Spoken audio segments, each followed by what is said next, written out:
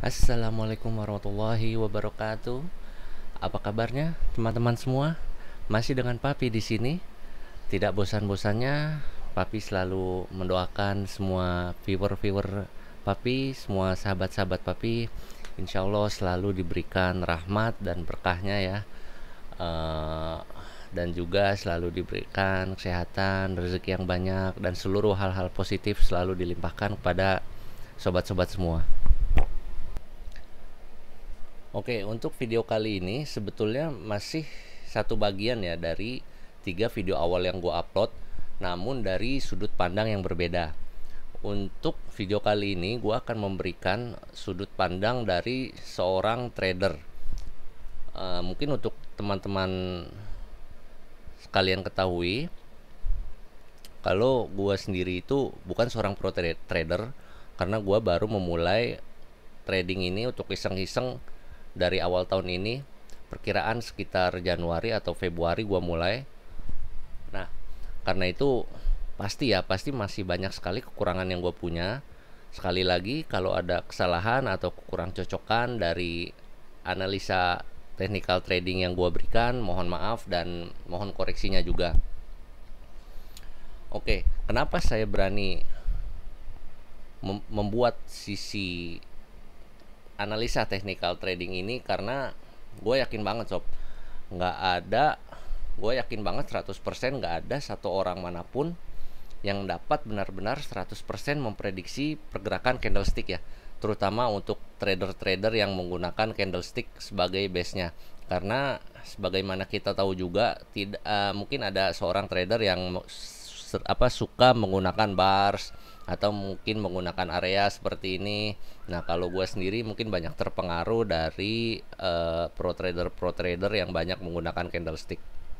Karena itu gue menggunakan analisa candlestick. Kalau misalkan ada orang yang dapat 100% tepat memprediksi pergerakan candlestick sob, gue yakin itu orang pasti udah jadi orang terkaya di dunia. Ya enggak? Seberapa besar candlestick yang akan hadir setelah candlestick ini, seberapa kuat bodinya, seberapa panjang shadownya, ke arah mana dia akan mengarah. Itu gue yakin kalau orang ada yang bisa memprediksi itu sob, bakal jadi orang terkaya.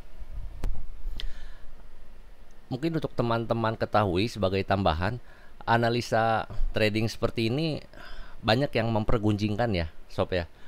Kenapa? Karena umur dari cryptocurrency ini kan seperti yang kita tahu juga belum lama ya, tidak seperti uang fiat yang sudah jauh lebih lama mendahului adanya cryptocurrency ini. Jadi ada yang bilang, wah nggak akurat lah, nggak apalah, atau kurang kurang kurang apa ya, dibilang kurang akurat iya, atau mungkin kurang pantas dipergunakan untuk analisa trading ini dibawa ke ranah cryptocurrency.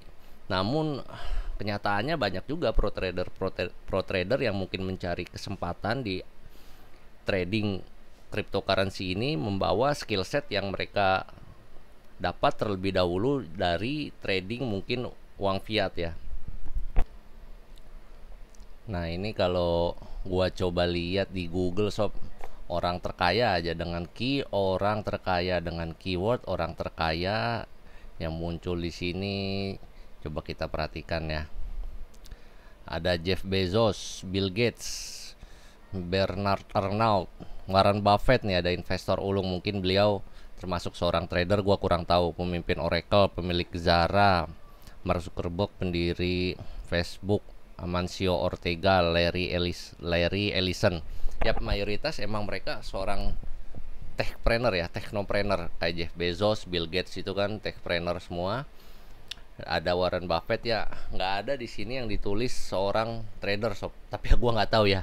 Mohon maaf kalau emang rupanya ternyata ada trader yang kekayanya jauh melampaui mereka. Intinya sih untuk bagi gue sendiri, ukuran kaya relatif sob. Jadi dengan yang penting lah kita bersyukur aja apa yang kita miliki. Di situ nanti ketika kita pandai bersyukur, insya Allah kita akan diberikan kekayaan. Dalam artian ya walaupun seadanya, tapi ya pas lah ya. Pas mau beli mobil ada rezekinya, pas mau beli rumah ada rezekinya, seperti itu sob. Yang penting kita bersyukur saja apa yang sudah Tuhan berikan kepada kita. Oke sob, kita langsung aja cus ke analisa trading yang akan gue lakukan biar nggak kebanyakan cincong lagi gua sob. Oke, untuk indikator pertama yang akan gue gunakan untuk mengetahui ke arah mana pergerakan dari Bitcoin ini. Oh ya, sebelumnya gue di sini akan menggunakan harga pair antara Bitcoin dengan US dollar ya sob. Karena mayoritas untuk saat ini, walaupun gue kemarin sempat mencoba mining pool seperti Ethermine, gue masih tetap akan menggunakan NiceHash dulu. Dan menurut gua NiceHash juga bukannya tanpa celah ya, pasti setiap sistem itu ada kekurangannya. Nah, gua nggak akan ngebahas kekurangan dan kebaikan NiceHash atau mining pool lainnya di video kali ini. Gua akan membahasnya di video yang akan datang. Nah, kenapa gua menggunakan Bitcoin juga karena NiceHash pertama kita tahu dia membayar kita menggunakan Bitcoin, dan banyak juga altcoin yang itu pergerakannya banyak terpengaruh oleh pergerakan Bitcoin juga. Karena itu gua akan menggunakan pair Bitcoin USD untuk video kali ini. Dan nilai tukar yang gua gunakan itu berdasarkan exchanger Coinbase. Oke, langsung aja. Jadi indikator pertama yang akan gua setel di sini yaitu Bollinger Band. Nah, Bollinger Band ini gua pergunakan sebetulnya kalau gua gunakan gua pakai MetaTrader itu biasanya gua pairing untuk dengan stochastic oscillator ya. Cuman stokastik di sini gua nggak setel karena sebetulnya cukup untuk kita melihat pergerakan melalui Bollinger Band ini. Nah, kalau mungkin teman-teman perhatikan yang bisa gue simpulkan selama beberapa bulan ini gue melakukan trading sampai saat ini pun, Bollinger Band itu bagus untuk menjadi indikator apakah market sudah mencapai titik jenuh, entah dia titik jenuh posisi buy atau dia titik jenuh posisi sell. Untuk titik jenuh posisi buy biasanya di Bollinger Band BB atas ini kan garis BB terbagi jadi 3 sop, atas, tengah, dan bawah. Nah, bila candlestick banyak menyentuh atau melewati BB atas ini, Bollinger Band atas ini, itu biasanya nanti kita lihat lagi dengan stochastic oscillator atau MFI, bisa ditambah dengan money flow index. Itu menjadi indikator apakah dia sudah jenuh pada posisi buy atau posisi sell. Nah, kalau dia menyentuh posisi atas seperti ini, candlestick menyentuh posisi atas ini, ada kemungkinan dia berada di posisi jenuh buy. Sekali lagi saya tekankan ya, kemungkinan, karena sangat susah membaca pergerakan candlestick setelah candlestick yang berjalan. Jadi setelah candlestick ini akan sangat sulit untuk memprediksi apa sih candlestick berikutnya yang akan terjadi. Nah, ini kan kita sekarang memang lagi dalam posisi buy terus sob. Nah, untuk informasi, gua mulai bermain itu berada di posisi dua candlestick merah ini sob. Gua emang masih masuk dalam posisi 10.300 kalau nggak salah waktu itu ya. Di sini masuk kan 10.200, 300. Walaupun dibilang mungkin rendah, tapi dia masih masuk pada posisi atas dari Bollinger Band tengah ini, dalam artian dia masuk ke uptrend atau trend beli. Nah, kalau misalkan dia masuk ke posisi bawah Bollinger Band tengah dan berada di area Bollinger Band tengah dan Bollinger Band bawah, itu dia berada dalam posisi trend sell. Nah, seperti ini kan, ini posisi trend sell, ini posisi buy trend gitu kan, ini posisi trend sell lagi gitu. Seperti itu sob. Ini sob, gua bukannya mau sok puitis, sok pujangga atau gimana ya sob ya. Tapi menurut gua pribadi, segala hal yang berjalan di dunia ini, di kehidupan kita ini, itu harus berjalan dengan keseimbangan sob. Kalau kita berjalan dengan satu kaki, susah juga kan, bisa jatuh-jatuh mulu kita. Ada yin, ada yang. Ketika manusia merusak alam, enggan untuk memperbaikinya, maka bencana yang akan kita dapatkan, ya nggak? Banjir nggak kelar-kelar, dikorupsi, iya gitu kan sob. Begitupun di market sob.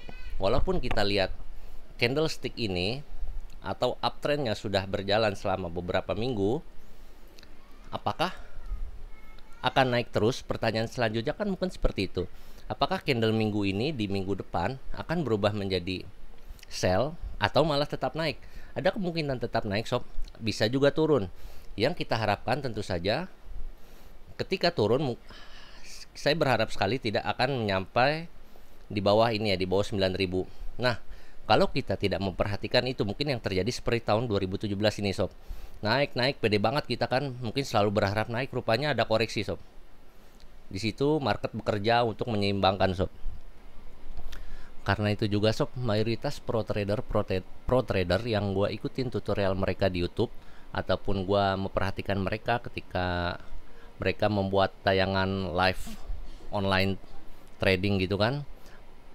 Kalau gue perhatiin, walaupun mayoritas video-video mereka atau mungkin tayangan live mereka untung, mereka bilang selalu profit, tapi mereka nggak pernah malu sob kalau mereka itu pernah mengalami loss. Ya nggak sedikit juga ya, mereka nggak akan malu, nggak akan menutupi kalau mereka pernah loss. Yang ada ketika mereka loss, mereka memperlihatkan itu dan mereka memberikan solusi sob, bagaimana mengatur ketika loss. Mental kita tetap harus tenang, nggak boleh gerasak gerusuk, kita harus punya risk management yang baik gitu kan. Nggak, kalau misalkan hilang langsung hilang semua. Mayoritas saya perhatikan nggak ada yang seperti itu sob.